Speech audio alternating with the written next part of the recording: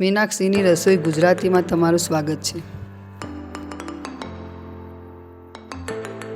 Hello friends, આજે આપણે ભાખરી pizza બનાવવાની રેસીપી જોઈશું। તો આપણે સૌપ્રથમ 3 વાટકી ઘઉંનો લોટ લઈશું, કકરો। હવે એમાં આપણે મીઠું એડ કરીશું।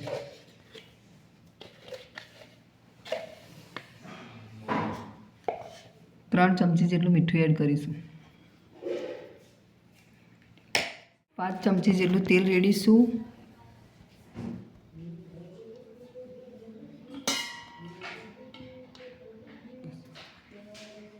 આ રીતે બધું જ મિક્સ કરીને મોઈલ કરી લઈશું।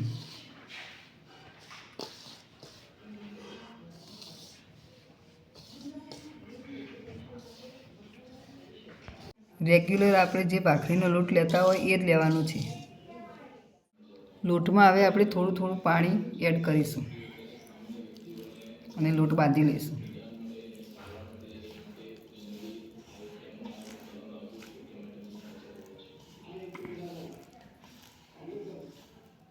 લોટ બાંધવા માટે આપણે 1.5 કપ જેટલું પાણીનો ઉપયોગ કરીશું, એટલે આપણો લોટ એકદમ મસ્ત બંધાઈ જશે। ભાખરી પીઝા માટેનો લોટ બાંધીને આપણે તૈયાર કરી લીધો છે। પીઝા બનાવવા માટે મેં લોટ લઈ લીધો છે, તો હવે આપણે ભાખરી વણી લઈશું।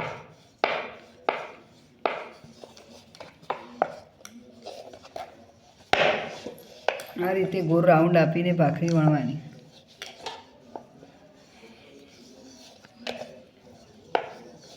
ભાખરીને આપણે એકદમ પતલી અને જાડી નહીં, એવી રીતે આપણે વણીશું તો કડક મસ્ત પીઝો થશે।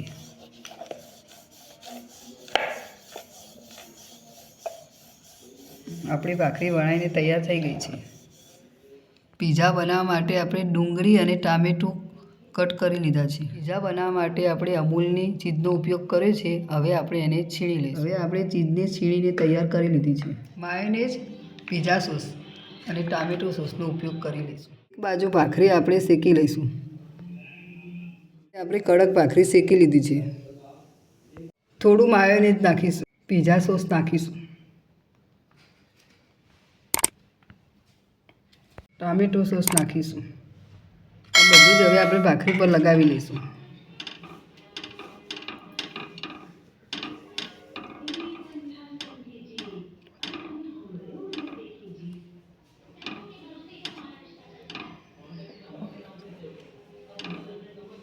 હવે આપણે ઉપર ડુંગળી નાખીશું।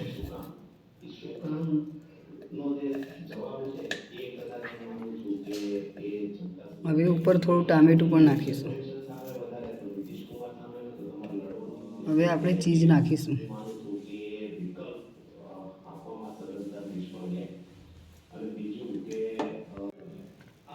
હવે આપણે ધીમા તાપે શેકાવા દઈશું। ચીલી ફ્લેક્સ એડ કરીશું। આ રીતે આપણે પીઝાને કટ કરી લઈશું 4 ભાગમાં।